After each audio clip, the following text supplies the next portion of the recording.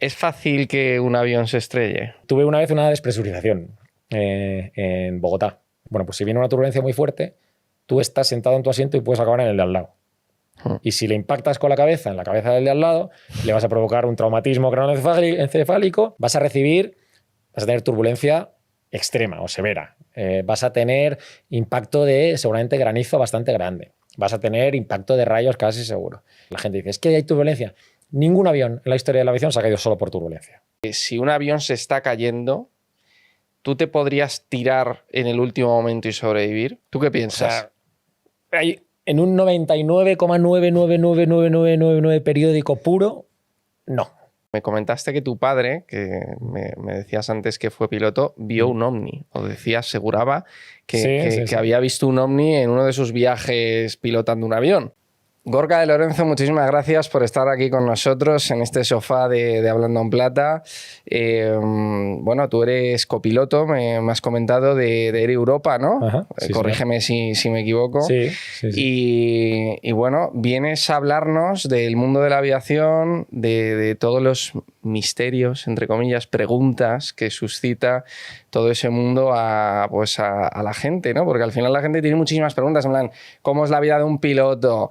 Hablábamos antes, ¿cómo vuela un avión?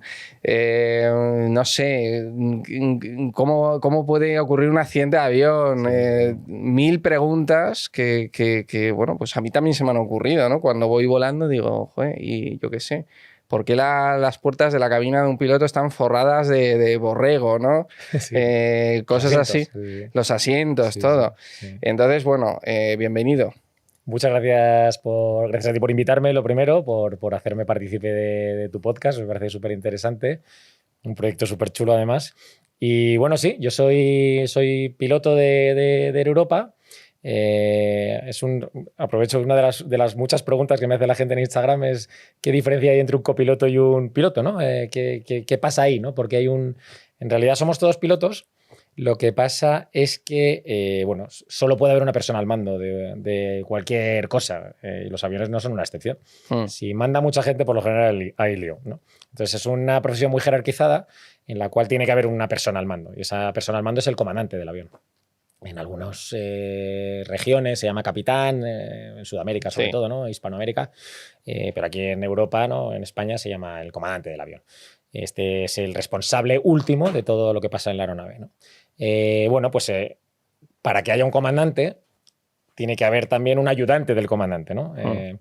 Esto, ¿cómo se decide quién es el comandante? Pues en las compañías aéreas españolas y en la mayoría del mundo es una cosa que va por escalafón. Es decir, tú entras siendo el último del escalafón, como en la mili, y poco a poco vas ascendiendo a medida que o se van jubilando los comandantes o la compañía crece y hacen falta más comandantes, ¿no? Se incorporan aviones y pues van soltando, se llama en la jerga, comandantes, copilotos que han estado unos años, digamos, apoyando al comandante en toda la operación y se convierten en comandantes cuando hay necesidad. Hay una experiencia mínima, pero vamos, en Europa y más en la flota que vuelo yo, que es la flota de largo recorrido, bueno, pues somos todos gente con muchísima experiencia, tanto los comandantes como los copilotos. Somos gente, vamos, 10.000, 15.000 horas de vuelo tranquilamente, con muchos cruces del Atlántico y con mucha experiencia, siempre preparados, ¿no? Entonces la lógica es, ahora que yo estoy en el 787, en el avión de largo recorrido, pues el día de mañana, se supone que el año que viene, si todo se cumple, soltarme de comandante en el 737, que es el avión pequeño, pequeño entre comillas, que caben 186 personas, y empezar a hacer vuelos por Europa en vez de los vuelos que hago ahora, que son vuelos de largo recorrido. Muy bien.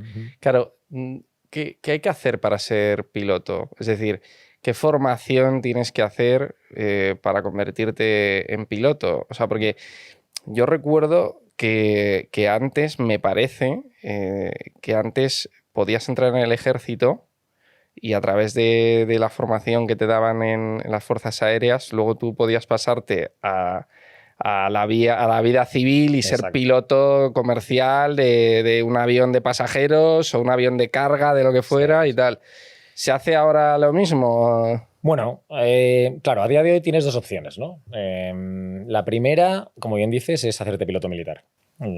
Si tú te haces piloto militar, tienes la opción de, digamos, opositar a la Academia General del Aire, donde tú te haces piloto militar, como se ve en las películas, ¿no? El rollo Top Gun y demás. Sí.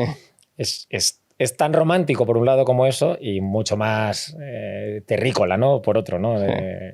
Entonces, tú, ahora me parece que estaban pidiendo nota de selectividad en la EBAU, que se llama ahora, ¿no? Un 14 me parece que pedían, o sea, el máximo. Pero entras en la Academia General del Aire y ellos te forman como piloto. ¿Qué pasa? Que a cambio les debes unos años de fidelidad, en los cuales no te puedes ir de las fuerzas aéreas, del Ejército del Aire, no te puedes ir al mundo civil durante un montón de años. Me parece que están en torno a 18 años ahora. Entonces, ¿qué pasa? Por un lado, tienes lo bueno que te 18 años. 18 años de servicio, sí. Que si lo piensas, si empiezas con 20 y pocos, bueno, pues sí, al final estás en torno a los 40 años que te vas a líneas aéreas. ¿Con qué beneficio? Pues en la línea aérea se vive mejor. En términos económicos, vuelas más, porque al final un piloto militar vuela poco para lo que volamos nosotros, los pilotos civiles, por ejemplo, ¿no? Tú piensas que ellos, en los pilotos militares, los de caza y combate, tienen parches conmemorativos cuando hacen 1000 horas de un avión determinado. 1000 horas casi las hago yo en un año. Y ellos lo hacen en su carrera profesional. 1000 horas de F-18, 1000 horas o 2000 horas de F-18 son una pasada. Y eso es algo que hago yo en 2 años y medio, para que te hagas una idea, ¿no?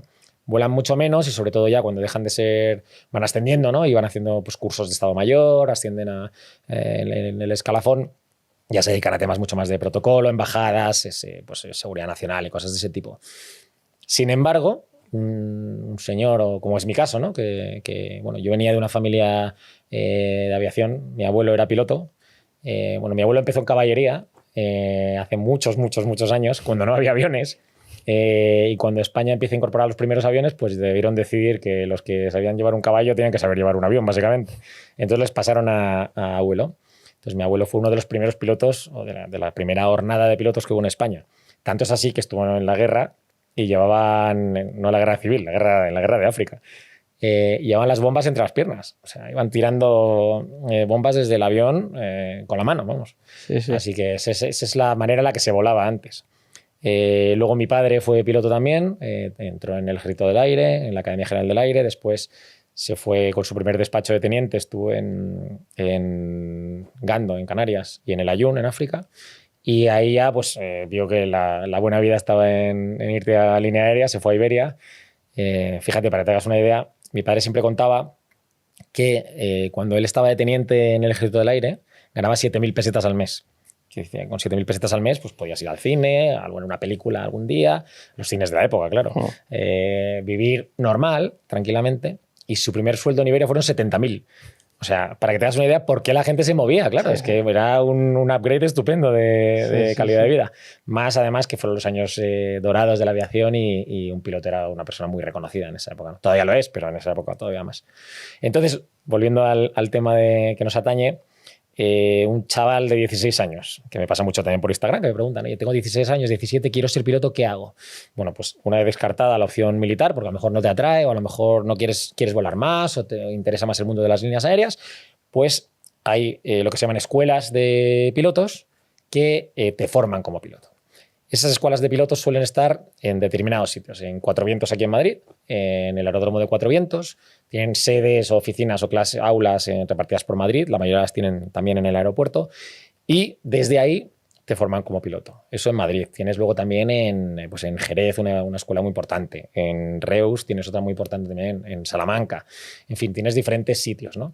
Y esa escuela, primero tienes que hacer el examen médico de piloto, lo que llamamos el CIMA, un examen tanto físico como psicológico, que garantiza que eres una persona que cumples con los requisitos mínimos para ser piloto. No solo, como te he dicho, físico, sino también intelectual y psicológico, porque más en estos días es importante, ¿no? El equilibrio de una persona para dedicarse a casi cualquier cosa, pero en esta con más razón. Y entonces, durante aproximadamente 2 años, te están formando como piloto ahí. Hay una serie de asignaturas que tienes que se llaman lo que correspondería al piloto de transporte de línea aérea, la parte teórica, en la cual te van a formar, tú te examinas de cara a aviación civil, ¿no? O AESA se llama ahora, la Agencia Española de Seguridad Aérea, te examinan y una vez lo cumples con esos requisitos, te examinas después de la parte práctica. Y básicamente así te conviertes en piloto. Pero es como una carrera, son 4 años, 5 años. Pues mira, Hay determinadas escuelas donde lo puedes hacer hacer un grado, ¿no? que se llama gestión aeronáutica con piloto de línea aérea. También puedes hacer solo gestión aeronáutica, si te quieres dedicar solo, por ejemplo, a la gestión de aeropuertos, imagínate. Pero también tienes la opción de ser solo piloto. Entonces, durante 2 años, 2 años y medio aproximadamente. 2 años nada más y te puedes convertir en piloto. Sí. Si eres una persona que estudia, que hace todo en tiempos y demás. Sí. Hay gente que se lo toma con más calma, que Y que tarda más tiempo. Exactamente. Y es muy caro. Es carísimo, sí. Desgraciadamente. ¿Cuánto es más o menos esos 2 años de piloto de línea aérea? Pues mira, para que te das una idea, está en torno entre 80.000 y 120.000 euros hacerte piloto. Ese curso para hacerte piloto. Sí. ¿Cuál es el problema? Que cuando tú sales eres el mínimo, o sea, cumples con el mínimo. Imagínate que te sacas el carnet de conducir, bueno, pues no tienes nada de experiencia. Claro. Tienes que empezar a hacerte un viaje con tus amigos, oye, se me ha roto una rueda, ¿qué hago? ¿Dónde se lleva la ITV? En fin, todas esas cosas que vas ganando con la experiencia. ¿Eso cómo se consigue? Pues en mi caso, por ejemplo, yo cuando terminé la carrera de piloto me fui a trabajar a la escuela de pilotos donde me había formado. Entonces estuve ahí unos años trabajando de instructor de vuelo, acumulando experiencia, antes de dar el salto al siguiente paso, que fue volar una pequeña compañía de aerotaxi, de vuelos privados, y después otra de fotografía vertical, que hacíamos las imágenes que ves en Google Earth y demás, pues eso muchas de ellas las tomábamos nosotros desde el avión. Se llama fotogrametría. Y ya después de eso, ya sí que entré en línea aérea, me fui a volar a Chile, porque aquí en España no había trabajo, sencillamente. Y me fui a volar a Chile, estuve 6 años en Chile, después me fui a Qatar Airways, estuve 3 años y pico en Qatar Airways, y ahora llevo 6 años y poquito en Europa. O sea, imagínate las vueltas que das para conseguir llegar a una compañía aérea. ¿Se gana mucha pasta volando para una compañía aérea? O sea, entiendo que hay diferentes niveles, sí, según la experiencia. Si vuelas, si haces vuelos intercontinentales, sí, pues supongo que ganarás más que si haces vuelos nacionales o sí, solamente europeos, ¿no? Pero ¿se gana mucha pasta, por ejemplo? Hombre, o sea, en un vuelo, imagínate, piloto nacional. Mira, para que te hagas una idea, una frase que decimos siempre, que a los pilotos no nos pagan por lo que hacemos, sino por lo que somos capaces de hacer. Punto 1, ¿no? Entonces, los pilotos somos capaces de hacer muchas cosas, porque piensa que desde que un piloto asume el mando del avión, o tanto el comandante como el segundo, tú tienes que asimilar una cantidad de información que te afecta solo a ese día, brutal. Para que te hagas una idea, el despacho de vuelo, que lo llamamos, ¿no? Lo que es el plan de vuelo que entiende la gente, son en torno a 150, 200 páginas que tienes que estudiar, analizar y comprender en cuestión de 10 minutos, 15 minutos. Tienes que ojearlo buscando lo que te interesa saber de cada uno de los vuelos, la ruta de los aeropuertos, información meteorológica, información operativa, cosas que afectan a este avión particular, cosas que afectan al plan de vuelo, cosas que te afectan al consumo de combustible, algo de mantenimiento que puede tener el avión, porque que tenga algún problema de mantenimiento, que no es un problema, que son diferidos, se llaman, ¿no? Que afectan pues que tienes que hacer determinados procedimientos especiales, todo eso lo tienes que averiguar y estudiar en 10 minutos, 15 minutos. Entonces, la exigencia es máxima. Pero ¿se gana pasta o no se gana pasta? Bueno, se vive bien. Yo vivo muy bien, gracias a Dios. Tengo amigos que tienen 2 carreras y 2 másters y ganan menos que yo, cosa que tampoco me gustaría que no fuera al revés, pero sí que ellos ganaran tanto como yo. Pero te permite llevar una vida holgada, bonita. Yo vivo en una casa con la que va a ser mi mujer, en un chalecito. O sea, de media más o menos, ¿cuánto se gana? Pues una media. Mira, yo te voy a hablar de línea aérea, ¿vale? O sea, porque si esto lo ve la gente va a decir, joder, es que yo soy instructor de vuelo y gano 750 euros, ¿no? Y otro que es un comandante con 30 años de experiencia va a decir, pues a lo mejor gano 12.000. Claro, entonces, claro, variando entre esos en ese amplio espectro, sí, pues un segundo de Europa, pues que puede estar pues, entre uno recién entrado, ponte que esté entre 4.000 hasta un señor que lleva toda la vida en Europa, pues que esté en 12 o así. O sea, se empieza con 4.000 pavos. Sí, uno tiene que empezar, claro. Sí, que no está mal, porque al final yo lo comparo con amigos míos. 4.000 al mes. Con 4.000 euros al mes, claro. Sí, yo lo comparo con amigos míos. Está míos. bien, es un sueldo que está bien para empezar. Sí, está muy bien. Sobre todo si eres capaz de alcanzar ese puesto de trabajo cuando tienes 22, 23 años, ¿no? Porque luego la progresión es muy buena, ¿no? O sea, se gana mucho, vamos, se gana mucho. Bueno, en Qatar Airways ganaba más, por ejemplo, ¿no? Claro, es que Qatar Airways claro. tiene una fama... Sí, el contrato era mejor, pero también estaba en Qatar, no en Madrid. Claro. Esas cosas... La profesión de piloto tiene sacrificios, son muchos, tanto de geográficos como físicos, como familiares, porque al final yo llegué ayer de La Habana y ahora en unos días me voy a Córdoba, Argentina. Pues al final esos días que no estás en casa pasan cosas, sobre todo a la gente que tiene hijos, que tiene tal, Claro. El niño se pone malo o yo qué sé, o tienes un problema familiar de salud o se rompe algo en casa, ¿no? Claro. Esas cosas también estás... Te quería preguntar eso, o sea, ¿cómo es la vida de un piloto? Porque al final, claro, lleváis una vida que un día estás en una ciudad, mañana en otra, ¿cómo gestionas eso? O sea, porque luego también entra, pues, hombre, es muy conocido los líos con las azafatas. Bueno, esos son mitos todo, Sí, son mitos. Pero como no te imaginas. ¿No hay líos con azafatas? Hombre, seguro que alguno hay. O sea, quiero decir... Digo, pero porque todo. Como estás siempre fuera de casa, sí. Al final, claro, pues mira, eso, una vida poco familiar, por decirlo de alguna manera, porque como estáis mucho tiempo fuera y tal, o sea, ¿cómo gestionáis eso? Mira, para que te das una idea, cada persona es un mundo, ¿no? Es lo que hablamos un poco antes del equilibrio, ¿no? Tienes que ser una persona equilibrada. Sí. Si eres un descerebrado, por muy bueno que seas técnicamente y que seas un gran piloto, si eres un descerebrado, pues acabas metiendo la pata y acabas metiéndote en problemas. Yo, por ejemplo, para que te das una idea, yo este mes yo soy instructor de vuelo también en la empresa, entonces también doy simuladores, pero este mes tengo 3 vuelos, ¿no? Tenía un Sao Paulo, el Habana, 4 en total.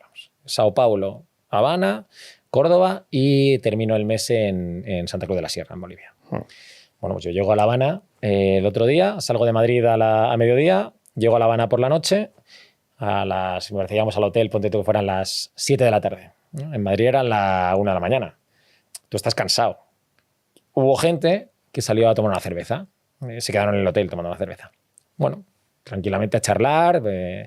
Yo, por ejemplo, preferí irme a acostar, estaba cansado. Claro. Además, yo soy muy dormilón. Tengo la suerte de no sufrir el jet lag, porque un mogollón de gente me dice, tío, ¿cómo lo haces? Yo apoyo el 30% de mi cuerpo sobre algo, me quedo frito, tío.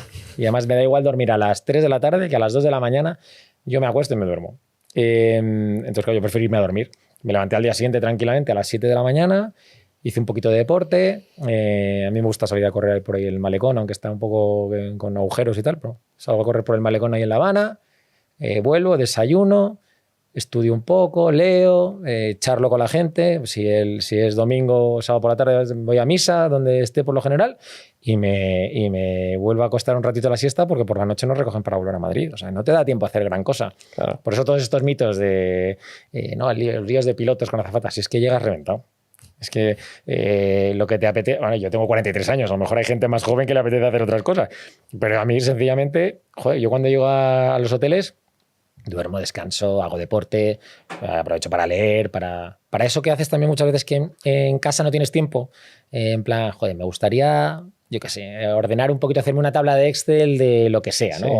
O oír un programa, un podcast, o estudiar un poquito algo, o leer. Pues eso que la vida no te da tiempo para hacerlo, pues aprovecharé a hacerlo, claro. Eso sí que me dedico mucho a mí en los destinos. Y luego, claro, sales a comer, pues ahora vamos a Córdoba, ¿no? A Buenos Aires. Pues una carnaza no me la quita nadie. A mí me encanta comer carne. Pues sí, llegamos por la mañana y tiene otro horario. Entonces llegamos por la mañana a Córdoba, pues dormimos 4 horas o así y quedamos a comer. Y nos vamos a pegarnos un homenaje, a comer una buena carne, a tomar una copa de vino.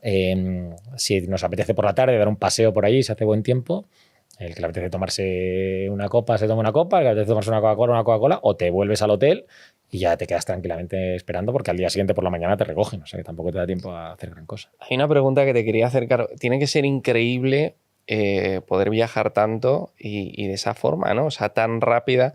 Es decir, pues hoy como en Argentina, mañana ceno en Estados Unidos, pasado desayuno en Brasil. O sea, tiene que ser increíble poder hacer eso. Yo creo, claro, ya estarás acostumbrado, el cerebro como que se acostumbra a todo ese cambio de ver ciudades nuevas cada vez, que bueno, para ti ya no son nuevas, pero ya te las conocerás. Sí, raro es que llegues a una ciudad que no conoces, sí. Pero claro, tú que has viajado tanto, ¿qué diferencias ves con Europa? Es decir, cuando sales de Europa, porque yo siempre digo que Europa es una burbuja con respecto al resto del mundo. O sea, Europa es una zona, es una pequeña península de Asia, económicamente muy, muy avanzada, es carísimo todo y segura, ¿no? Entre comillas, segura. Bueno, con nuestros problemas y tal, pero se puede entender como segura. Aquí no se mata a la gente. O sea, la violencia no es una moneda de cambio social, por ejemplo, como puede ser en algunos países de África. Sí, sí. ¿Qué diferencias ves cuando sales de Europa? Bueno, las hay. Quizá cabría preguntarse que las diferencias también hay en diferentes sectores de la sociedad, ¿no? Hay diferencias sociales, valga la redundancia, diferencias intelectuales, diferencias políticas, diferencias religiosas, diferencias familiares, de todo tipo. Ves muchas diferencias. Lo primero que haces es estar un poco más en guardia en todo lo que haces. Es decir, yo, por ejemplo, si voy a dar un paseo por determinados países, yo no me voy a llevar un reloj, por ejemplo. O por lo menos un reloj ostentoso. Me llevo mejor el Apple Watch, que he salido a correr o lo que sea. Bueno, que si alguien me lo quita por alguna razón, voy a perder 300, 400 euros, que no es lo mismo que llevar un reloj mejor, ¿no? Sí. No llamar la atención es importante también. Y luego, joder, diferencias hay... son inmensas. Yo viajo por todo el mundo. Quizá ahora no te estabas centrando a lo mejor, o no sé si te estabas centrando solo en Sudamérica, en Estados Unidos, porque yo he viajado por África, por Oceanía, por Asia. Hay un millón de diferencias, pero lo más importante y lo que más veo yo es la seguridad. No es lo mismo andar por Madrid. Tú vas andando por Madrid o por casi cualquier ciudad de España y es raro que llegues a un barrio en el que tienes que tener mucho cuidado de temer por tu vida. Y eso, desgraciadamente, hay países y continentes en los que sí ocurre. Te hablo de, desgraciadamente, en países ahora mismo como Venezuela, en los que tenemos que tener mucho cuidado. En Ecuador ahora mismo están las cosas también un poco revueltas. Ya no a nivel de tener miedo por tu vida, porque te pueda pasar algo físico, sino en Argentina a veces hay protestas. En África ni te cuento. En África sí que había destinos en los que tenías que tener cuidado porque por la noche tu vida peligraba, y tanto es así. Yo tengo compañeros que han fallecido por intentos de robo. Cuando yo estaba en Qatar Airways, hubo un compi que por quitarle el reloj en la puerta del hotel le pegaron un tiro. ¿En qué país? En Sudáfrica. Sudáfrica. Sí, en Ciudad del Cabo. Y mira que Sudáfrica es como el país más avanzado del África subsahariana. Sí, eso dicen.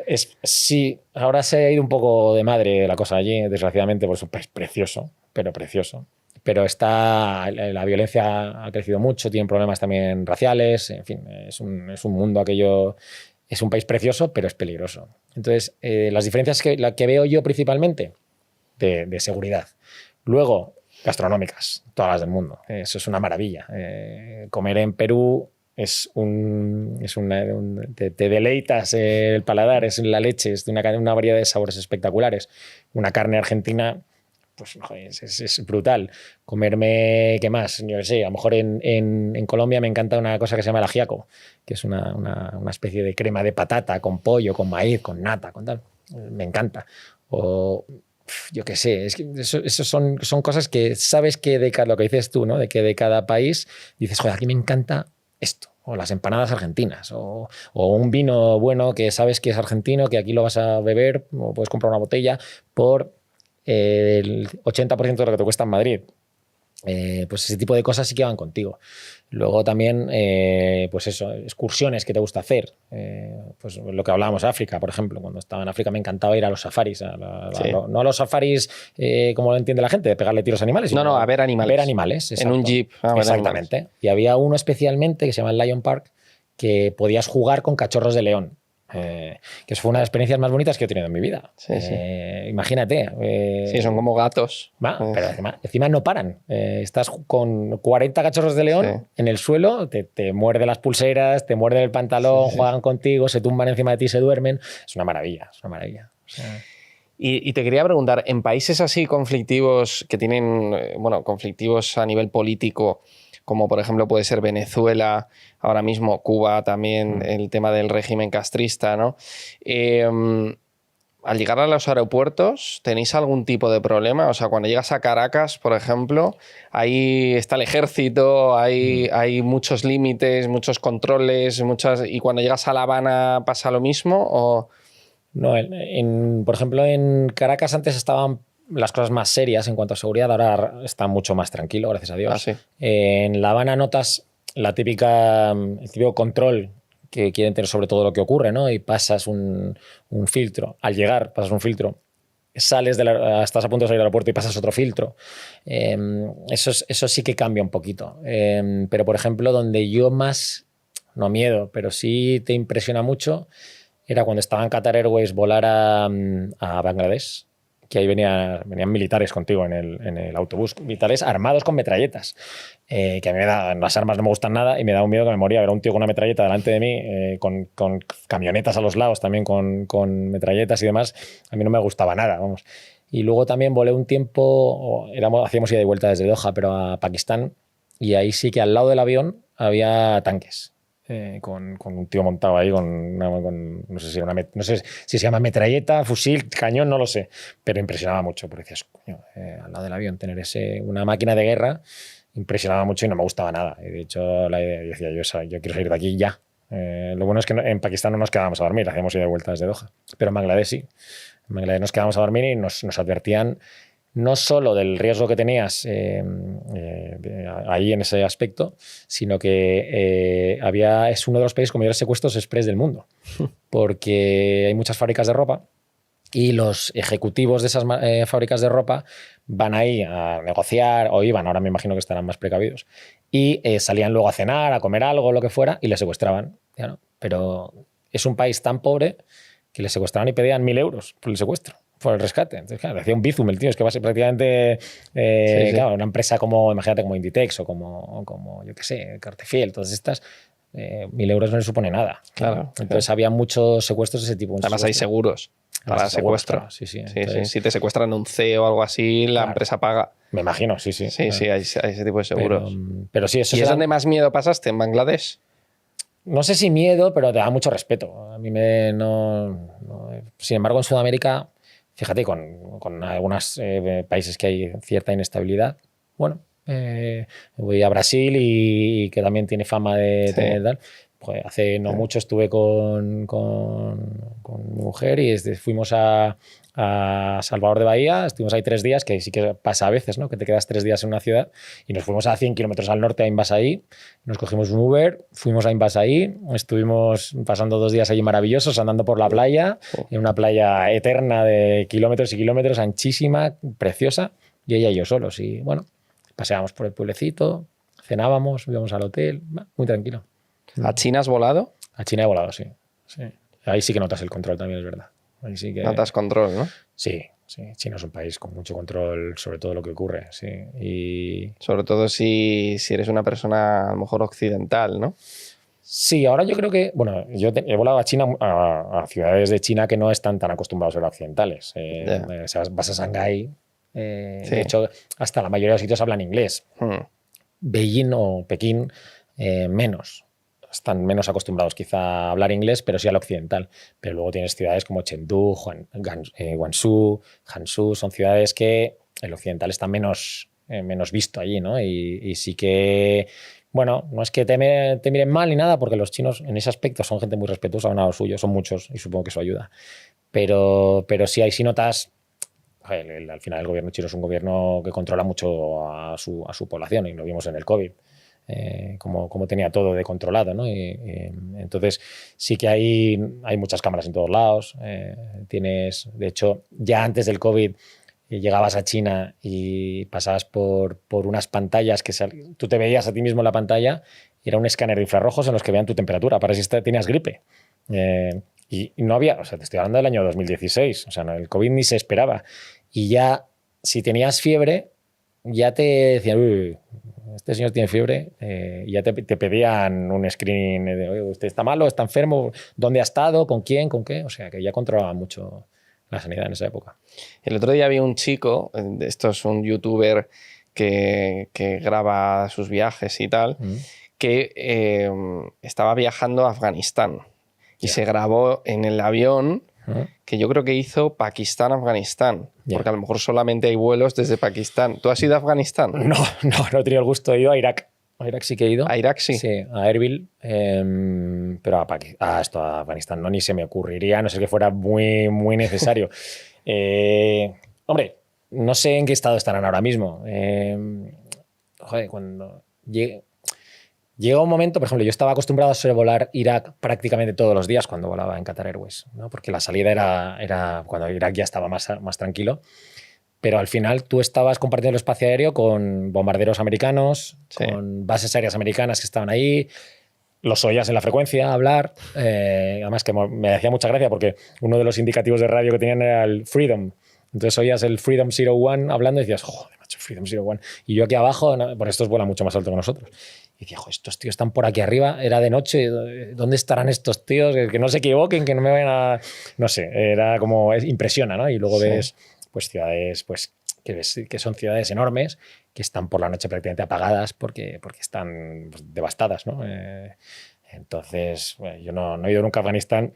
No sé el youtuber ese que le llevó a ir a Afganistán, pero vamos, hombre, a lo mejor ahora las cosas están más tranquilas, pero ya hay sitios a los que no iría ni loco, a no ser que sea una situación de trabajo. Por ejemplo, mira, ahora que lo mencionas, en su día, cuando hubo que desalojar a todo el mundo de Afganistán, uno de los... Sí, o sea, en 2021 creo que fue. Exactamente, si no recuerdo cuando mal. Ganaron los talibanes otra vez el gobierno. Eso es. Y pues ahí la empresa, mi empresa en Europa, voló a Dubái y desde Afganistán volaban a Dubái a traer a la gente, ¿no? Para evacuar. Claro. No sabíamos cómo iba a ser al principio, pero...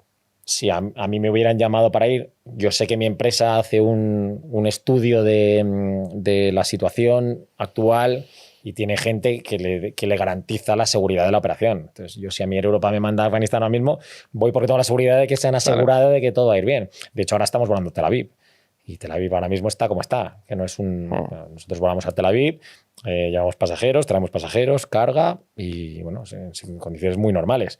Otra cosa es lo que te pase a nivel operativo, ¿no? Que ahora mismo están haciendo una cosa que, de hecho, el otro día se puso muy de moda porque me parece que fue el de Ursula von der Leyen, el avión que tuvo que desviarse porque decían que le habían, no sé si fue von der Leyen o otro mandatario europeo. No, Pedro Sánchez.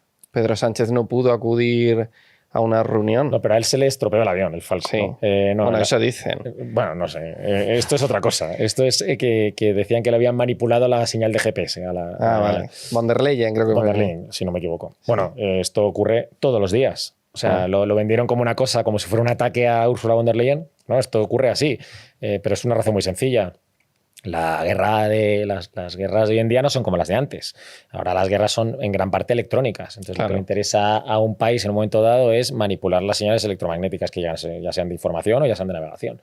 Entonces a día de hoy yo voy a Tel Aviv y voy a tener problemas en el GPS seguro. Y antes ocurría una cosa que se llamaba el jamming, que lo que hacían era cortarte esa señal GPS de la navegación del avión, que es importante decirlo.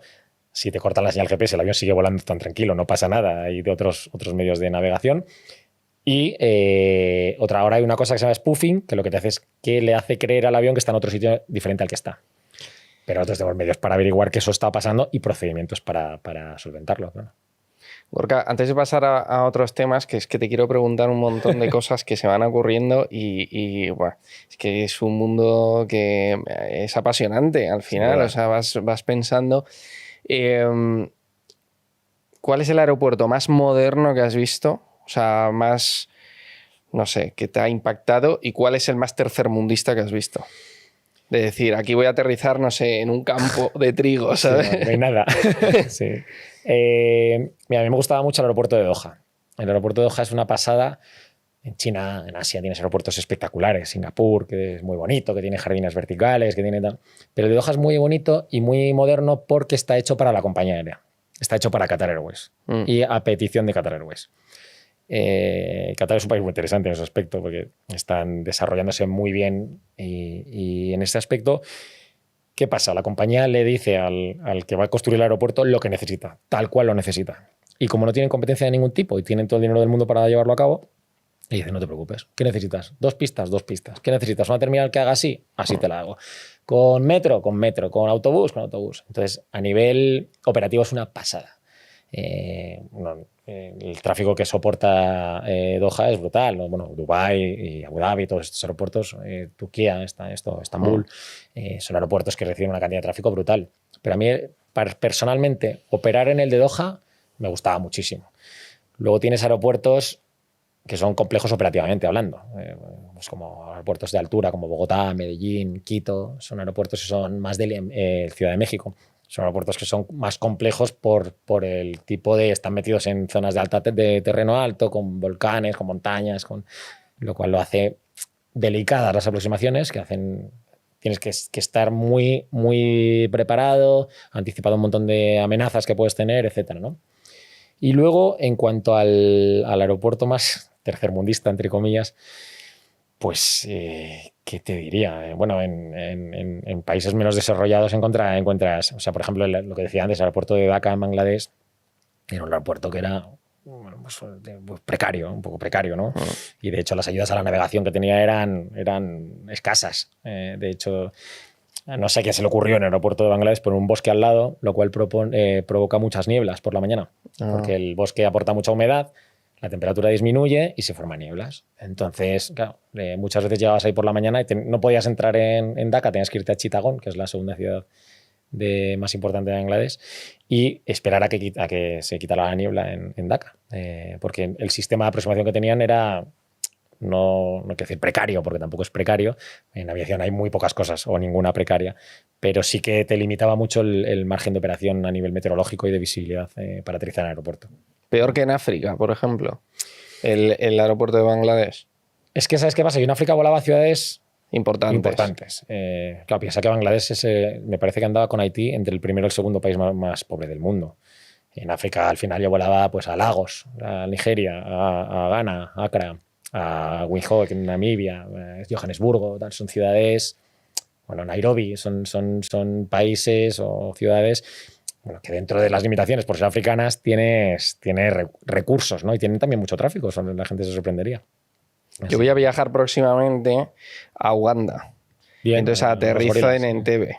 Bien. Recibe muchísimo tráfico en Entebbe también. ¿Sí? Yo no he ido nunca. ¿No has ido nunca? No, nunca he ido, pero creo que ahí para va mucha gente a ver los gorilas. Sí, ¿no? porque van a ver los gorilas. Sí. Ahí creo que volaba otro avión diferente al que volaba yo en Qatar Airways. Pero vamos, Qatar Airways vuela todos los días, y Emirates y Etihad y Ethiopian, un montón de compañías importantes van para allá. Así que, sí.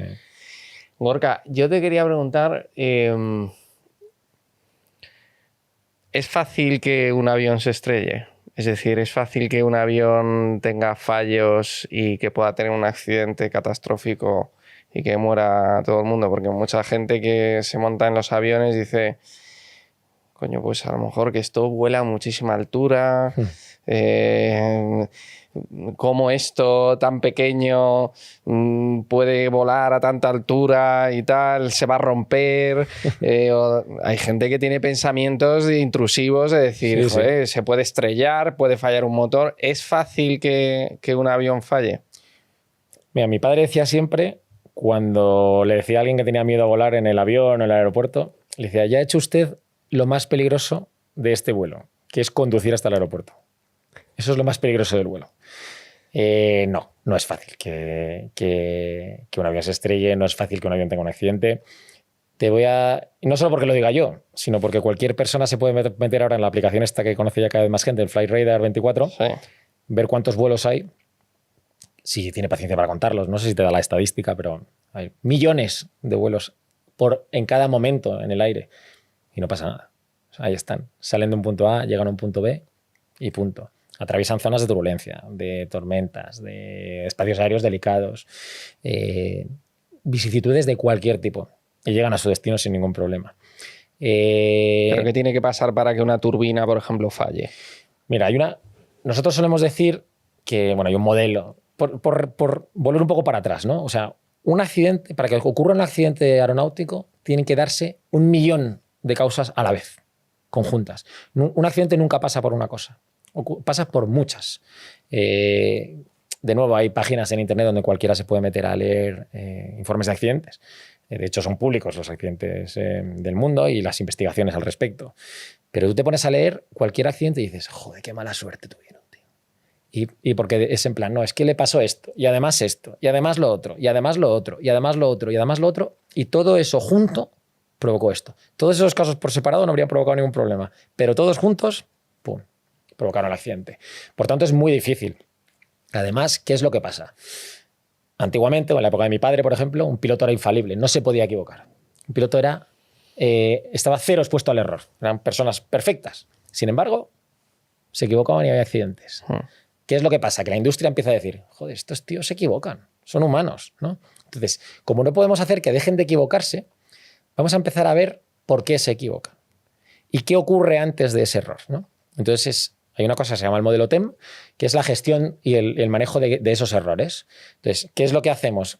Identificar las amenazas que tenemos en cada vuelo. Y lo hacemos de viva voz. Antes del vuelo lo hablamos. Oye, creo que para las amenazas de hoy son las siguientes. Hay tormentas en la salida del aeropuerto. Por ejemplo, saliendo de La Habana antes de ayer, hay unas tormentas brutales, ¿no? Pues es una amenaza. Y no solo las detectas, sino que las mitigas. Buscas maneras de mitigarlas. ¿Qué voy a hacer para que esa amenaza no me afecte? Pues en este caso las tormentas. Pues vamos a salir los dos con el radar meteorológico puesto en este modo y vamos a pedir nada más despegar un viraje por la izquierda para evitar una tormenta que tenemos un poco más adelante y después vamos a hacer esto, lo otro. O sea, establecemos siempre un plan. Siempre tenemos un plan A, plan B, plan C y plan D. Entonces, una vez que consigues hacer eso, te quitas los errores. ¿Qué es lo que pasa? Que, de nuevo, a veces esas amenazas tú pones como, por decirlo de alguna manera, lonchas de queso Gruyère que a veces a través de esa loncha, como tiene un agujero, pasa esa amenaza y se convierte en un error. Bueno, pues lo que hacemos es entrenarnos para cuando ese error ocurre, si a pesar de haber detectado la amenaza o no haber conseguido detectarla y que ocurra y acabe en un error, resolver ese error, ¿no? Que ahí es por la razón por la que pasamos tantas horas de entrenamiento en simuladores y es tan exigente la industria. Pues bien, si incluso no eres capaz de solventar ese error, pasas a otro estado que se llama estado no deseado, que también tienes recursos en los que te forma la empresa y tú como piloto para salir de ese estado no deseado, que son maniobras de evasión del terreno, maniobras de recuperación del estado anterior de la aeronave en el que a lo mejor está en pérdida o está en un momento delicado. Tú tienes las técnicas para revertirte a la situación anterior y de ahí escalar de nuevo hacia el error y hacia la amenaza. O sea, nada se deja al azar. Entonces, es difícil, es dificilísimo. Pero ¿cuáles son las causas principales de los accidentes de avión? Es que hablar de una causa principal... La causa principal es que vuelan los aviones. Es la ley de la gravedad, ¿no? Somos unos transgresores al final en el aire. O sea, el ser humano no está hecho para volar. Y las máquinas que pesan más que el aire tampoco. Pero vuelan. ¿Por qué? Porque llega un señor en su día, que es un señor que se llama Bernoulli, que desarrolló un teorema y dice, coño, si en un momento dado disminuyo la presión aquí, consigo acelerar una partícula de aire, disminuye la presión y esto produce una succión, que le llamamos sustentación, y lo que ponga ahí vuela. Así de sencillo. O sea, coges un ala, consigues que una masa de aire pase a través de ella, como tiene una curvatura determinada, la partícula que pasa por arriba se acelera, lo puedes ver cuando aprietas una manguera. Cuando aprietas una manguera, ¿qué es lo que pasa? Que el agua sale con más presión, ¿no? Así de sencillo. Pues la partícula de aire se acelera, disminuye la presión sobre el plano que llamamos o sobre el ala y esto hace que se produzca una succión hacia arriba y el avión vuela. Claro, para eso necesitas una velocidad, ¿no? Para que esa masa de aire se desplace sobre la parte superior y la inferior del ala.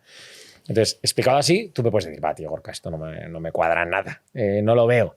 Pero lo puedes ver con lo que te digo, con una manguera cuando la aprietas. Lo puedes ver si soplas a través de dos folios. Si tú soplas a través de dos folios, lo suficientemente fuerte vas a ver que los folios se pegan. ¿Por qué? Pues se produce la succión esa de la que te estoy hablando ahí.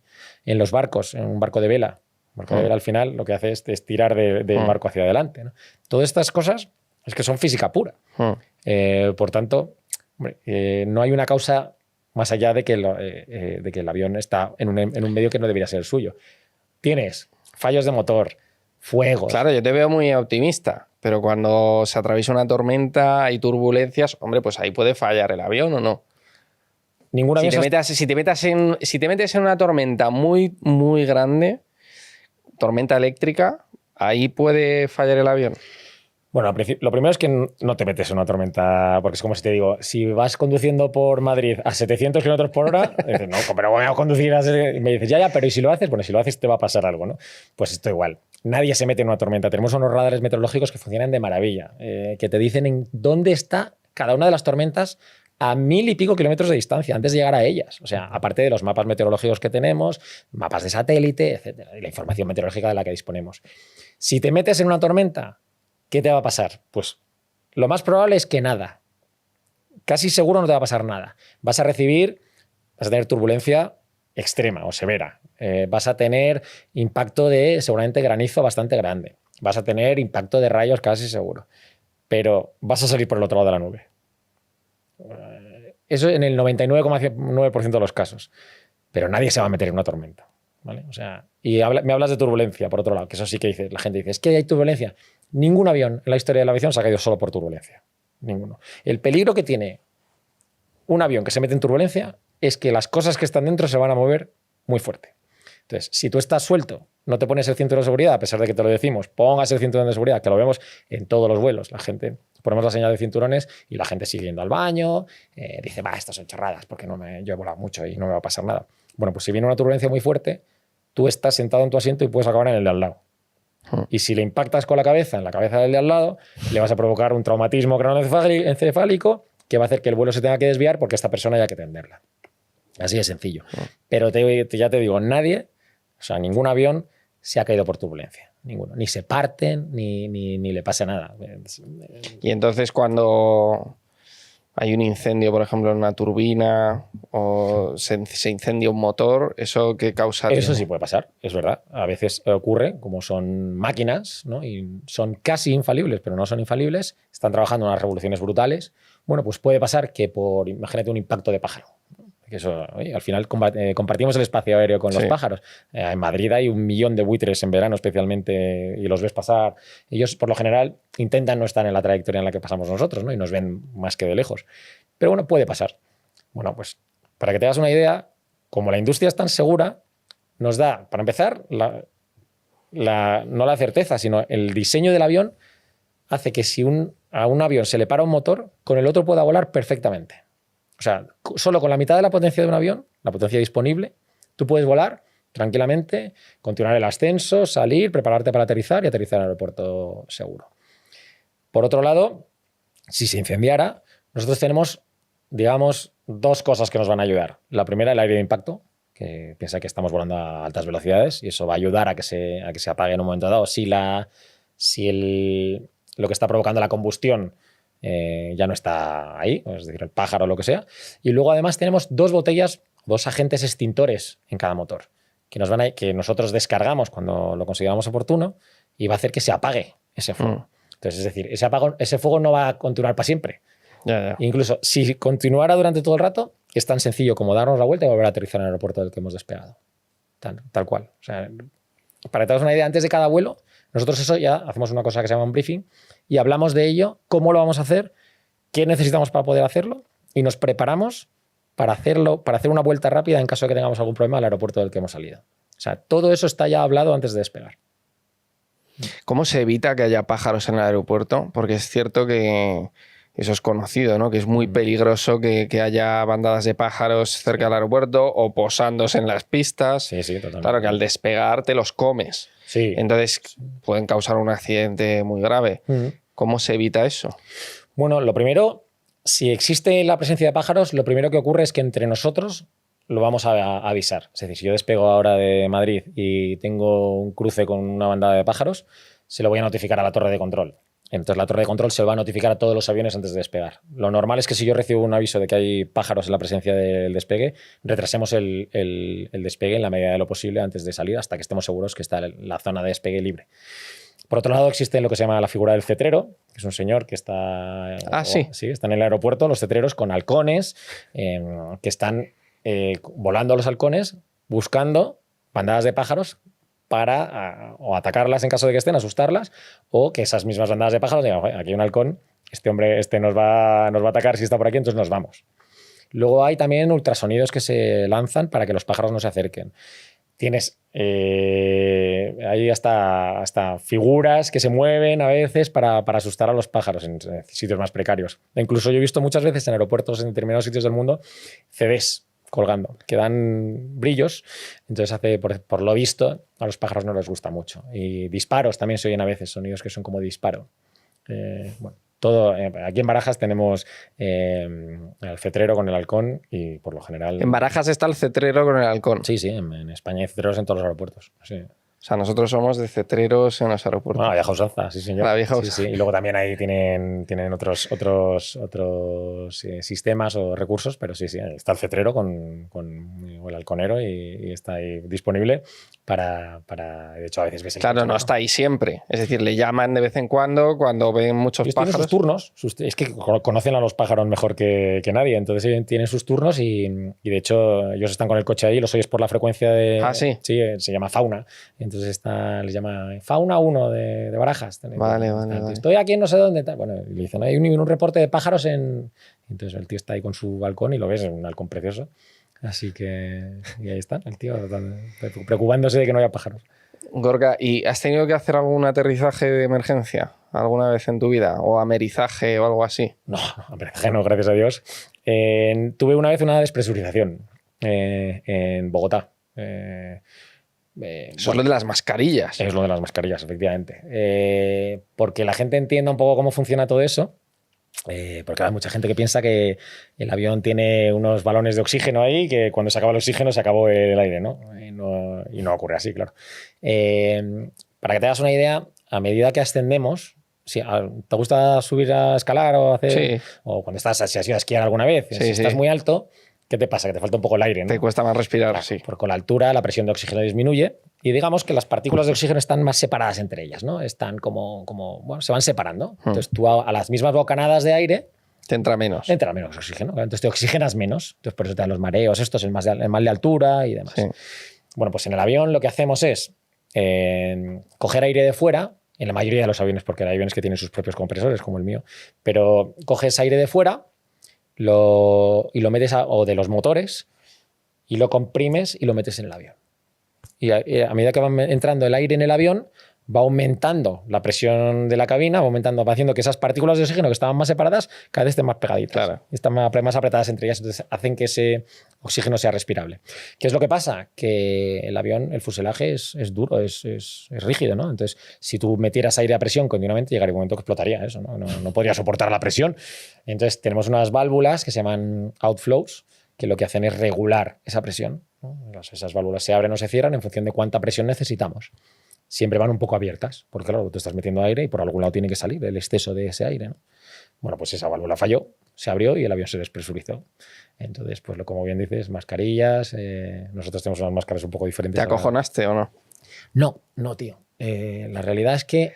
La gente gritaría. Yo no sé lo que dice la gente. Es como Homer en Los Simpsons. ¡Vamos a morir! No, yo me imagino que la gente se asustaría, por supuesto. Pero ahí está la instrucción, macho. Ahí entra todo tu entrenamiento y de repente hay un momento que está muy de moda ahora también, se llama Startle Effect o sorpresa, que fue en plan como, ¡ostras! Y una vez porque claro, es un sobresalto al final, somos humanos, de repente empieza a sonar una alarma en cabina, pues no deja de ser un poco impactante al principio. Pero inmediatamente, macho, máscara, establecer comunicaciones, descender a 10.000 pies o a una altitud segura, a un sitio donde el oxígeno sea respirable y aterrizamos en Bogotá sin ningún problema. Nadie tuvo ningún percance, ni siquiera... Ahí la gente más mayor está un poco más expuesta, ¿no? Al final pues necesitan su capacidad de intercambio de oxígeno, ¿no? Sus alveolos pulmonares no funcionan igual, etcétera. Y no hubo ningún herido ni ningún nada, solo el susto, la pobre gente. ¿Sí? Oye, hay una duda que para mí es un misterio. Cada vez que voy en avión, hay unas órdenes que os dais con el micro, o sea, entre la tripulación, las azafatas, el piloto y tal, que es como tripulación de cabina, puertas en crosscheck. Sí. Que dices, están hablando en inglés, pero, o sea, yo que sé inglés no sé qué cojones están diciendo. Bueno, es parte del... ¿Qué decís? Pues digo muchas cosas. ¿Qué decís? Mira, para que te hagas una idea... ¿Y por qué lo decís en inglés? O sea, en Iberia, yo he viajado vuelo nacional, Iberia, se dice en inglés. Y se dice en inglés. Es por estandarizada RECON de la industria, nada más y nada menos. ¿Pero qué decís? Cabin crew ready for departure. una de ellas. ¿Cómo? Cabin Crew, ready for departure. Vale. ¿Vale? O sea, tripulación de cabina preparados para el despegue. O para la salida, en realidad, porque despegue no se dice nunca en aviación. Pero lo decís como muy rápido, como... Sí, porque para que te hagas una idea, se dice justo entrando en pista, ¿no? Entonces, justo cuando estamos entrando a la pista, estamos haciendo mogollón de cosas. Estamos primero viendo el radar meteorológico que hace un barrido para ver si la senda de despegue está limpia. Estamos poniendo el transpondedor en un modo de respuesta, encendiendo algunas luces, hablando con el controlador aéreo, asegurándonos que la pista es la correcta, que el rumbo de pista es correcto, que tenemos todo como tiene que estar. Entonces, ellas solo necesitan, bueno, ellas, antes era ellas, ¿no? Y se suele decir todavía ellas, pero bueno, la tripulación de cabina necesita saber simplemente que estamos entrando en pista, nada más, a punto de despegar. Entonces, les da igual oír Cabin Crew ready for departure. Yo creo que había un chiste muy bueno que decía, antes cuando se decía en español, decía tripulación entrando en pista para despegue. Y había en plan de gente que decía en plan de broma entrando en Prica por Percebes o algo así. Prica era un supermercado. Sí, el Los Prica. jóvenes no lo... Sí. Lo recuerdo. Sí. Y claro, cuando aterrizáis también decís algo. Cuando estamos a 10.000 pies en la aproximación, decimos Cabin Crew ready for... Cabin Crew ready for the approach. Ready for the approach. Ready for the approach, sí. Vale, cuando vais a aterrizar, cuando se estáis acercando al aeropuerto. Que sepan que se acaba el tiempo que tienen para guardar los carros, asegurarse de que la cabina ¿Y está quién lo dice? ¿Lo dices tú? El piloto que no está volando en ese momento. Porque, a pesar de que, volviendo al tema del comandante y el segundo, ¿no? El copiloto, siempre volamos uno de los tramos cada uno. Es decir, si yo el otro día, por ejemplo, me llevé yo el avión a La Habana, en la vuelta se lo trajo el comandante. Entonces, pues siempre nos turnamos. Entonces, a la ida lo dijo el comandante y a la vuelta lo dije yo. Claro. ¿Sabes? Entonces, y luego también se dice tripulación de cabina, armar puertas, cross-check y reportar, ¿no? A ver, ¿y cómo se dice eso? Arm doors, cross-check and report. Bueno, es que eso ya lo dicen entre ellas. Vale. Solo la tripulación de cabina, ya no lo decimos nosotros. Entonces, esperamos que salga desde la cabina, solo el ready for departure y el ready for the approach. Vale. Oye, y me preocupa también cómo van los animales en las bodegas. O sea, yo creo que le preocupa eso a todo el mundo, ¿no? De viajo con mi perro, lo llevo en una jaula, tal. ¿Va a estar bien? ¿No va a estar bien? ¿Dónde va a estar? ¿Cómo son las bodegas de un avión donde van los animales? Yeah. ¿Alguien les cuida? Por ejemplo, tú te haces un vuelo de 15 horas. Yeah. Y el animal va ahí, yo qué sé, no sé cómo va. Sí. O sea, no sé ni si va. A lo mejor se lo han olvidado. Claro, pues. Sí. Entonces, no. ¿Alguien los vigila? ¿Hay alguien? No sé. Mira, me lo pregunta mogollón de gente también eso, porque además hoy en día la conciencia con nuestras mascotas está disparada, ¿no? Y es lógico, al final son parte de la familia. Claro, los animales ya van a estar sometidos a un estrés normal, pues están en un aeropuerto donde hay temperaturas altas o bajas en función de la estación del año, hay ruido, no están en su casa, no están sus amos, es normal que estén un poco estresados. Pero tan estresados como pueden estar si un día se te pierde el perro por el barrio y no lo encuentras, ¿no? Ahí también se va a estresar igual. Sí. Y no por eso el perro le va a pasar nada. Luego, el perro se sube siempre a una bodega que está presurizada y calefactada. ¿Qué queremos decir con esto? Que el animal va a tener aire respirable y va a estar siempre a una temperatura de 21 grados, que es la temperatura estándar a la que los llevamos siempre. Una temperatura tan agradable para un perro grande como un perro pequeño. Yo, por ejemplo, lo que hago, porque siempre antes de un vuelo tenemos que bajar a hacer una cosa que se llama la revisión exterior, que vemos que todo el avión está en perfecto estado, a pesar de que ya ha habido varias personas que han hecho esa revisión antes de que nosotros lleguemos al avión. Y ahí aprovecho siempre, cuando sé que van animales, paso a la bodega esta, si el animal lo han cargado ya, subo, lo veo y le hago un par de fotos para, si el dueño pregunta, decirle, mira, no solo está a bordo tu perrito o tu gatito, sino además aquí está la foto que dice que mira, aquí lo tienes, está metido en su jaulita tranquilamente, en una zona con poca luz, a oscuras, o una luz tenue, vaya, calentito y no le pasa nada. Así que sí, en la mayoría de los casos somos todo gente que nos gustan los animales, nos preocupamos porque vaya bien. Desgraciadamente en vuelo no se puede visitar, no podemos ir a ver qué tal está o si le pasa algo, pero vamos, no tiene por qué ocurrir. Al final se pondrá nervioso, ladrará en un momento dado, lo que sea, pero no tiene por qué pasarle nada.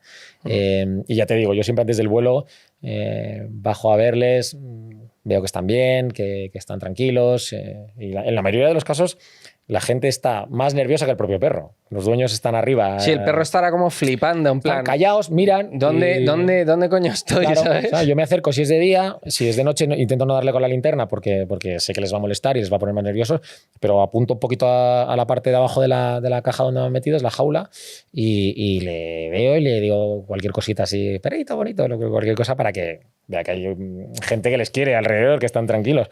Y ya te digo, la mayoría de los casos, el perro me mira, está ahí tranquilo, mirándome, sin más. Y luego subo al avión y los dueños están, es que viaja mi perro, ¿cómo está? Necesito saberlo. Están más nerviosos los dueños que los propios animales, la verdad. Así, pero van fenomenal. Y ya te digo, luego en vuelo siempre chequeamos que la temperatura siga siendo correcta, que estén bien, etcétera. Y si hay cualquier problema de algún tipo, imagínate que se rompiera por lo que sea, que también me lo han preguntado a veces, la calefacción en la cabina, en la bodega, si hace falta el vuelo se desvía. O sea, no vamos a dejar nunca que a un perro le pase nada. Se les da de beber y eso. Me parece que les dan un poco de agua antes de salir y les dejan luego un platito con agua, pero tampoco es bueno que beban mucha agua porque no se van a hacer pis y demás, claro. Los pobrecitos. Luego el agua se bambolea también con el avión. Sí, al final los pobrecitos, vamos, yo he llevado hasta toros para que te hagas una idea, o sea que ¿Toros? hemos llevado cebras, hemos llevado de todo. Cebras. Sí. Hemos llevado de todo, animales. El arca de Noé. El arca de Noé, total, ahí, sí, pero con cebras, todo. Sí, las cebras llevamos a un zoo.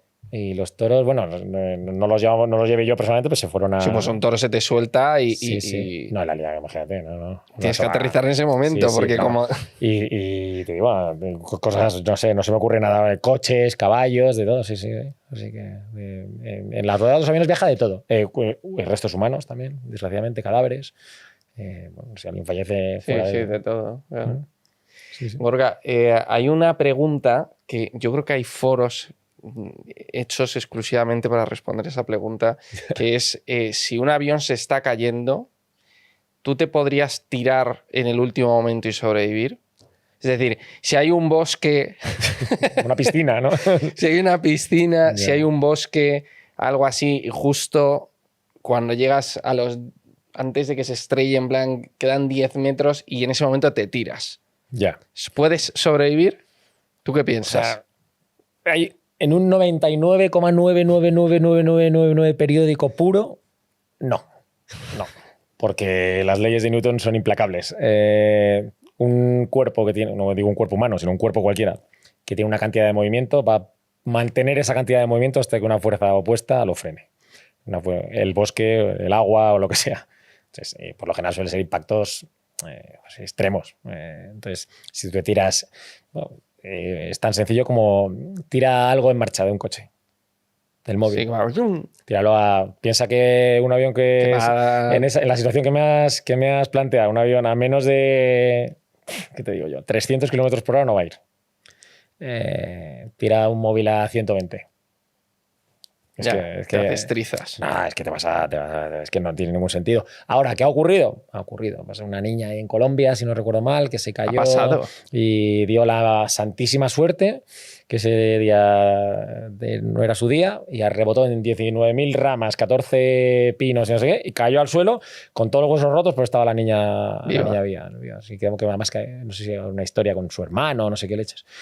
Bueno, eso pasa... ¿no? Es la suerte de su vida. Hay historias, yo he leído historias. Claro. Otro hombre pasó que también cayó desde muchísima altura en un avión y sobrevivió porque cayó eso en un bosque y eso se dio con 80 millones de ramas y sobrevivió. Es una suerte, se ha gastado la suerte entera de su vida. O sea, no va a tener suerte nunca más. Sí, literal. Está fastidiado ya, sí. Nada, eso es muy raro. Y de hecho he visto... En Instagram se ven modelos estos que hacen, ¿no? Que se abre el avión y salta una cápsula dentro con un paracaídas y no sé qué. ¿Hay paracaídas en los aviones, comerciales? De pasajeros? No, no tiene ningún sentido tampoco. ¿Y entonces? Tú imagínate entonces se va a estrellar, ¿no te puedes tirar? Pues volvemos a lo mismo. Imagínate que, para que te hagas una idea, nosotros volamos en torno a 1.000 km por hora, ¿no? Más o menos, en un crucero. Y la temperatura exterior está en torno entre menos 45, menos 60. Una atmósfera irrespirable. Es un entorno bastante hostil para saltar en paracaídas. No te va a ir muy bien. Es imposible. Aparte que tampoco las puertas se pueden abrir. Así que en vuelo, es otra pregunta también que se hace mucho a la gente, ¿no? Si las puertas se pueden abrir en vuelo, que hacen no mucho. ¿Vosotros tampoco tenéis paracaídas? No, nadie. No. Es que no tiene sentido. Es que es como poner un casco. Te da igual, no tiene ningún sentido. Ni te haría nada. Por lo mismo de antes, porque tú vas a saltar a 300 kilómetros por hora en paracaídas, en un entorno completamente hostil. No tenía, aparte de por dónde, si no se puede abrir la puerta tampoco, ¿sabes? No, ni existe ni va a existir de momento. Gorka, tema terraplanista. Vale. Tema terraplanismo, esto... Tú que has viajado a tanta altura, hay gente que es terraplanista que dice que, pues que desde una determinada altura se puede comprobar que la Tierra es plana o que la Tierra tiene curvatura. Yo he tenido aquí gente que dice que la Tierra es plana. Yeah. O sea, por eso te lo pregunto. Bueno. Yo no creo que la Tierra sea plana, pero tú que has volado a esa altura, no sé, sácales de dudas o... ¿Tú qué has visto? Yo no te puedo decir que he visto la curvatura de la Tierra, porque es que ni siquiera me he fijado. Es que yo no tengo duda alguna de que la Tierra es redonda porque yo he estudiado navegación. Entonces, yo he estudiado navegación, cartografía, conozco cómo funcionan los mapas, voy de un punto A a un punto B, veo las estrellas, veo las estaciones del año, veo un montón de razones que me invitan a pensar que la Tierra no es plana. La Tierra ni tampoco redonda, es un geoide, ¿no? Un elipsoide. Sí. No, yo lo siento mucho, le respeto un montón y yo sé que aquí hay gente y además lo mejor es que te lo defienden unos argumentos brutales. O sea, que te dicen tienen sus teorías, ¿no? Y muy trabajadas. Exacto, y muy estudiadas sobre todo, porque claro, yo ahora mismo, joder, ya estudié la carrera de navegación hace ya 25 años. No me acuerdo exactamente, yo no te puedo poner una fórmula aquí de memoria que te explique que la hay, que te explique que la Tierra es redonda. Pero lo que te puedo garantizar es que, o sea, todo lo que yo he estudiado y todo lo que he vivido me invita a pensar que la Tierra no es plana. Y de hecho, me podrán dar 1000 argumentos o contraargumentos, pero vamos, no hay un solo planeta en el universo que sea plano. Por más que si te dicen que está puesto así o así, bueno, en algún momento desde algún punto se vería diferente. Yo lo siento mucho y con todos mis respetos, ni la Tierra es plana, ni veo, además, al final la navaja de Occam, ¿no? Dice que la explicación más sencilla es la más factible, ¿no? Sí. ¿Qué ganarían las élites del mundo, si existen élites en el mundo, en decirte, mira, es que la Tierra es redonda? Y ahora con esto controlamos el mundo, ¿no? Bueno, ¿qué más da? ¿Qué más me da si me dices, no, mira, es que en realidad todo esto es parte de un experimento, ¿no? Que también hay teorías al respecto. Somos parte de un experimento y que hay gente mirándonos por cámaras continuamente y tal. Bueno, pues dices, bueno, pues a lo mejor eso sí que puede tener es un poco ilógico, pero podría ocurrir. Pero para que me van a engañar a decirme que la Tierra es plana si no es plana. O al revés, para decir que es redonda. ¿Tú has visto las estrellas cuando has viajado? Sí. Claro. Porque yo he escuchado a uno que decía, no, fíjate que cuando estás en un avión miras hacia el cielo y está todo oscuro, pero no se ven las estrellas. Joder, tío, se ven espectaculares. Sí. Desde la cabina de pasajeros... se ve desde las superficies de la Tierra, pero luego subes y se ve oscuro, pero no se ven las estrellas. Tío, yo tengo fotos con el móvil que las subo a Instagram a veces, tío, que ves millones de estrellas. Que es claro, el cielo sin luz eléctrica, lo más bonito que has visto. Piensa que nosotros tenemos una vista de 180 grados en cabina, con unos ventanales enormes. Es que bajas un poco la intensidad de las luces de cabina, te asomas un rato y dejas que se te acostumbre la vista a la oscuridad. Y, tío, aparecen millones. Es espectacular, pero espectacular, no te imaginas. Y ves perfectamente la Vía Láctea y ves estrellas fugaces por un tubo y ves la Estación Internacional a veces pasar, ves satélites, ves los satélites de Elon Musk, los Starlink. Ah, sí. Bueno, es que eso sí que impresiona, porque claro, ahora todo el mundo sabe lo que es el Starlink o mucha gente sabe lo que es Starlink de Elon Musk. Pero la primera vez que yo lo vi, yo dije, ¿eso qué narices es? Porque al final ves un carrusel de luces que dices, pero bueno... o sea, imagínate ver de repente 17 luces así en línea pasando, dices, pero bueno, un ovni. Claro, ¿no? Dices, eso es un ovni. Pero luego, claro, dices, no, es ya cuando vas familiarizándote con el tema, esto te estoy hablando a lo mejor hace años, ¿no? Ahora las ves y te mira, ahí está ya las luces del Elon Musk que esté pasando, ¿no? Siguen impresionando porque al final son muy bonitas de ver, pero no. ¿Y has visto la Estación Espacial Internacional? Sí, de hecho se puede mirar en internet cuál es el camino que va a llevar, ¿no? Me parece, te hablo de memoria, a lo mejor. ¿Y se ve a simple vista? Se ve una luz muy brillante, por la noche te digo, Uh-huh. A lo mejor hay algún experto que me oye decir esto, decía, este tío no tiene idea, pero me parece que cada 45 minutos daba una vuelta a la Tierra. Entonces, claro, pues hay muchas posibilidades de verla, ¿no? Entonces, sí, y ves satélites también, que son luces que se van desplazando como si fuera una estrella moviéndose. Claro. Pero que no es una estrella fugaz, que se mueve a una velocidad que tú la puedes ver, continuar y la sigues, ¿no? Sí. Así que, y luego la estación internacional es más grande, entonces se ve mucho mejor. Que brilla más. Sí, exacto. Y va más, me da la sensación que va más rápido, no estoy seguro, pero me da la sensación que va un poco más rápido. Hablando de ovnis, me comentaste que tu padre, que me decías antes que fue piloto, vio un ovni, o aseguraba que había visto un ovni en uno de sus viajes pilotando un avión. Sí, hace muchos años, en el año 68. Claro, pero es que en el año 68 no había drones, ni había... Claro. No, tampoco había... No había de nada, o sea, y lo que se había era mucho miedo a decir cosas de ese tipo, ¿no? Piensa que en el año 68 estaba Franco vivo todavía. Claro. Entonces, hay mucha información en internet acerca del caso de mi padre y además estuvo en Cuarto Milenio con Iker Jiménez. En los entornos de ufología, el caso de mi padre era bastante conocido porque al final un señor que es comandante de Iberia es de una reputación al final, ¿no? Sí. Decir que ha visto un ovni un ovni al final es un objeto volante no identificado, es decir, ha visto algo que no tiene explicación para ver qué es eso, ¿no? Entonces, bueno, sí, aparte que bueno, hay mucha información en internet que estoy seguro que la gente puede ver, pero sí, fue un caso, uno de los casos más importantes a nivel... ¿Pero y qué vio? ¿Qué forma tenía? Bueno, lo primero que vi fue una luz a lo lejos de su avión. Él volaba de Londres a Alicante. Y bueno, cuando estaba a la altura de Sagunto más o menos, bueno, el controlador les dijo que tenían que descender. Estamos hablando de un entorno muy diferente, porque a lo mejor la gente me oye ahora y dice, pero ¿eso cómo va a ser? Estamos hablando del año 68, en el cual el espacio aéreo estaba dividido de una manera muy diferente. Entonces iban a cruzarse con un avión de British Caledonian, que era una compañía que ya no existe. Entonces, bueno, pues les ordenaron bajar y se cruzó para cruzarse con el avión. Al cruzarse con el avión, al bajar, quedaron en el tope de las nubes, que por lo general el tope de las nubes suele llevar algo de turbulencia asociado, y como estaban cenando, pues no era muy cómodo. Entonces, bueno, pues cuando fueron a pedir volver a ascender, a lo lejos vieron una luz. Entonces dijeron, coño, si nos hemos cruzado ya con el avión este, ¿por qué vemos otro? Preguntaron y dijeron que no había ningún tráfico donde les estaban diciendo. Bueno, pues cada vez se acercaba más, hasta el punto que la luz de la cabina, era por la noche, la cabina o por el atardecer, quedó inundada de luz de este objeto volante no identificado.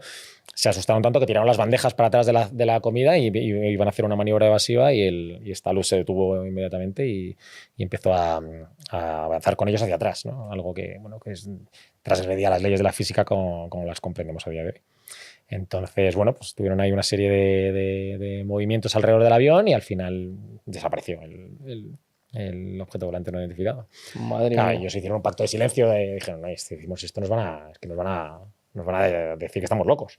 Entonces, bueno, con los años, bueno, mi padre era muy amigo era de la promoción del rey emérito, de Juan Carlos I, y bueno, pues la solía acompañar cuando no existía el Grupo 45, pues mi padre pues, le llevaba muchas veces a la familia real a sitios, ¿no? Entonces pues, aprovechaban a ir juntos porque eran amigos, y el caso es que iba Juanjo Benítez, JJ Benítez, que habrá gente que lo conozca, es un periodista que está muy interesado en temas de ufología, y iba a borde y le preguntó a mi padre si había visto alguna vez un ovni. Esto ya, estoy hablando ya en democracia.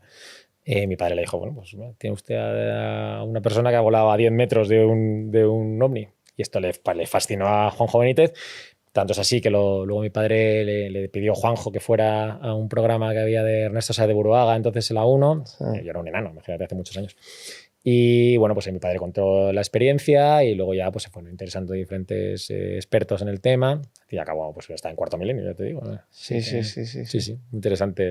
Increíble, ¿eh? Sí. La historia. Sí, increíble. sí. Y la verdad que yo entiendo que habrá gente que diga, oye, habrá gente que se lo cree, habrá gente que no. Sí, habrá gente que diga a lo mejor, pues vi otra cosa o sí, tal. Pues que yo, conociendo a mi padre como le conocía, pues yo sé que es que no mentía. No se va a inventar eso. Claro. Exacto. Y aparte yo me acuerdo que una conversación que tuve con él le preguntaba, dije, oye, ¿tú por qué crees que si están ahí no nos hacen caso, no?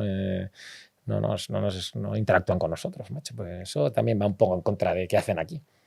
Y me dijo la mejor respuesta que me ha dado nadie al respecto. No sé si fue pensamiento suyo, reflexión suya, o lo leyó o lo habló con alguien. Pero a lo mejor alguien me va a decir, no, eso lo dijo Pepito, no lo sé. Pero me dijo, tú en tu jardín tienes hormigas, ¿no? Y a las hormigas tú sabes que viven en un hormiguero, que hay una hormiga reina, que ponen huevos, que salen a comer y dejan feromonas y se siguen unas a otras, patatín, patata, ¿no? Bueno, pero tú cuando llegas a tu casa no vas a hablar con las hormigas a decirle, hola hormiga, soy Gorka, soy el dueño de esta casa, vivo ahí enfrente, no sé qué. Bueno, las hormigas no te hacen ni caso, pues no pueden interactuar contigo, sencillamente. Pues él decía que si eso era así, si venían de otro planeta, pues posiblemente esa fue la razón por la que no interactuaban con nosotros, porque no... Mucho más avanzados. Claro, que no tenían... Eran los humanos y nosotros las hormigas, ¿no? Claro, no tiene sentido. Claro. Y... ¿qué personajes conocidos has llevado en el avión? Así, alguna anécdota que nos puedas contar. ¿Algún famoso, algún personaje conocido? He llevado hace no mucho traje a los jugadores internacionales del Atlético de Madrid, que yo soy del Atleti, que venían de jugar con Argentina. Traje a Juan Musso, a Nahuel Molina, a Rodrigo de Paul, esto fue la temporada pasada, y a Julián Álvarez, que Julián Álvarez estaba recién fichado por el Atleti y le dio una chapa al pobre que madre mía, le estuve hablando de la historia del Atleti y explicándole por qué tenía que ser el mejor jugador de la historia. Y luego traje, fíjate, siendo del Atleti, de los tíos más simpáticos con los que he coincidido, a Roberto Carlos. El tío pasó a cabina a hablar con nosotros, pues estuvo 50 minutos, 49 estuvimos muertos de la risa. Tío. Es un tío divertidísimo. Roberto Carlos, un cachondo, todo el rato haciendo bromas. Se nota que el tío es un tío alegre, feliz y le van bien las cosas, ¿no? Porque es que estábamos a carcajada limpia de cada vez que abría la boca el tío. Te digo, a lo mejor estuvo 50 minutos con nosotros y 50 minutos estuvimos muertos de risa. Espectacular, un crack el tío. Y así algo surrealista. ¿Qué es lo más surrealista que te ha pasado en un avión?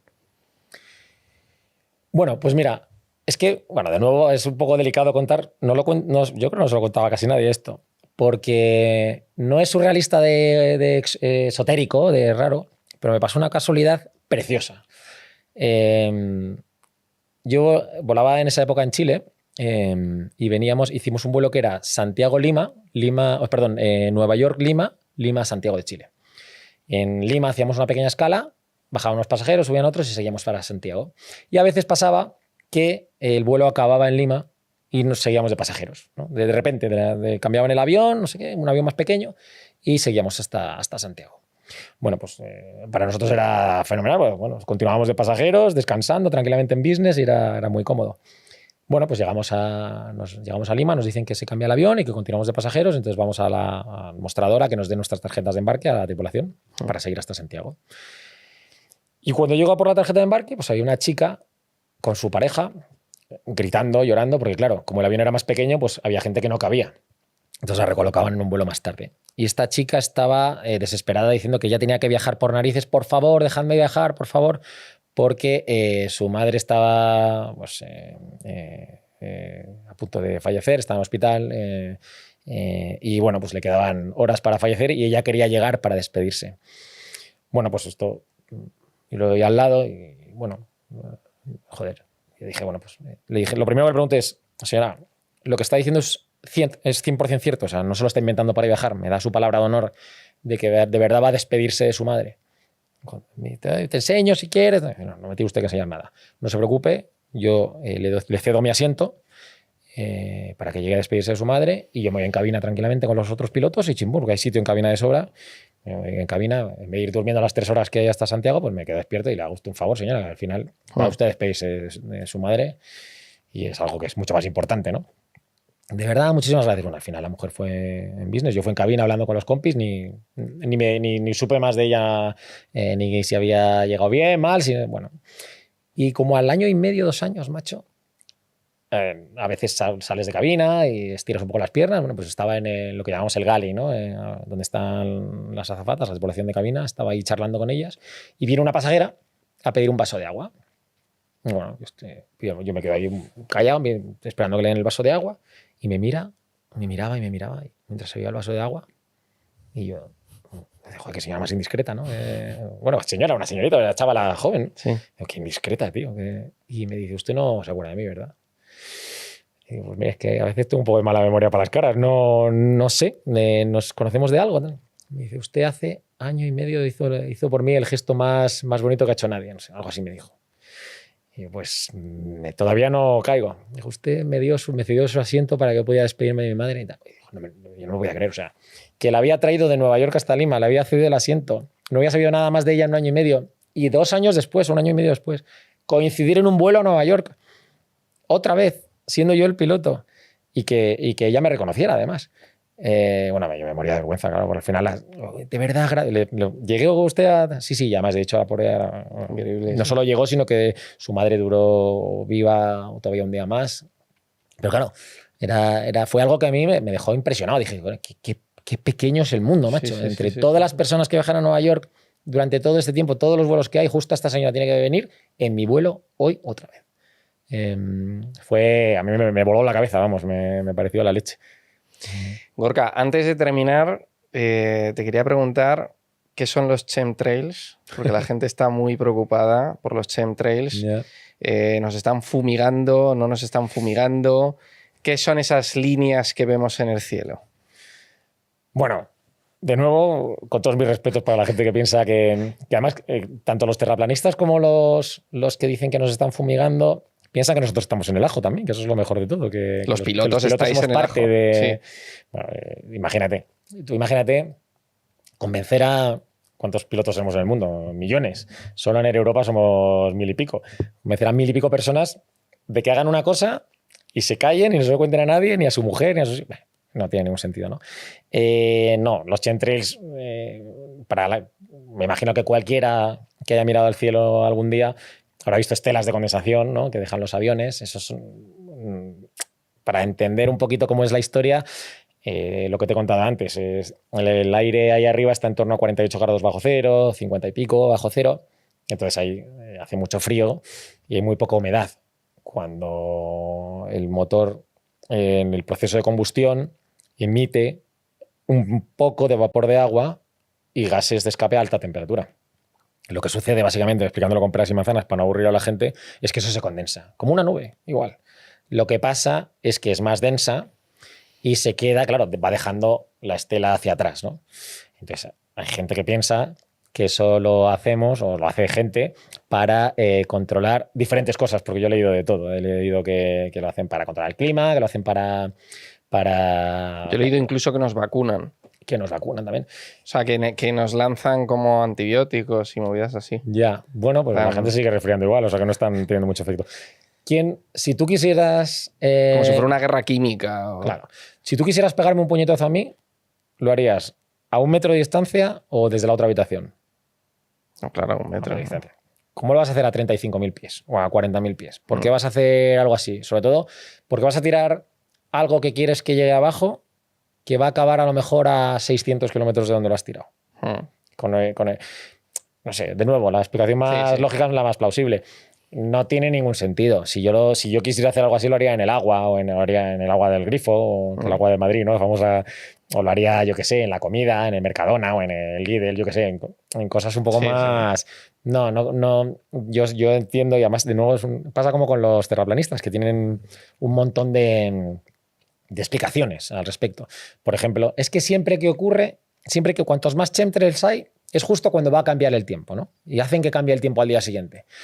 Joder, pregúntatelo al revés. Posiblemente cuando va a cambiar el tiempo es cuando se dan las condiciones para que las estelas de condensación se queden más tiempo en el aire, ¿no? Es solo verlo desde el otro punto de vista, ¿no? Si la masa de aire está más fría ese día, está más estable o lo que sea, a lo mejor justo es el requisito para que se den esas estelas de condensación tan largas, ¿no?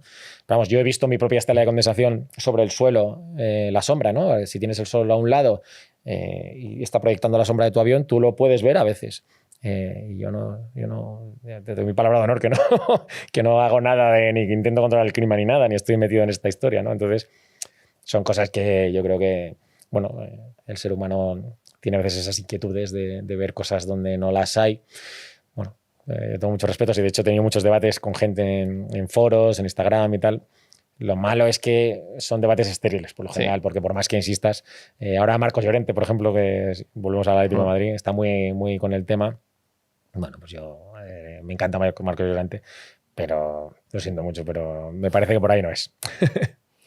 Pues Gorka, muchísimas gracias por haber estado con nosotros. Al final nos hemos tirado bastante tiempo. Sí, joder, pues nada, macho. Me alegro que eso es que... Muy interesante, muy interesante. Sí, a mí todo lo que sea hablar de aviones aclarando me dudas. Sí, a mí hablar de aviones y sobre todo acercarle la aviación a la gente creo que es importante y creo que es bonito porque, ya te digo, yo siempre, cuando voy volando, digo, las historias que subo a Instagram o lo que comparto y tal, digo, joder, esto... Yo creo que si yo no fuera piloto, le gustaría verlo a la gente, ¿no? Entonces, esto es un ejemplo más, ¿no? Y se me han quedado preguntas, ¿eh? Se me han quedado preguntas. Es que podríamos estar, no sé, 5 horas aquí hablando de... Cuando quieras vuelvo, si a ti te parece bien, no sé, sí, encantado. Sí. Encantado. Ya te volveremos a invitar, por supuesto. Joder, pues encantado, nada, macho. muchísimas gracias. Gracias a ti, tío. Gracias. Muy bien. Gracias.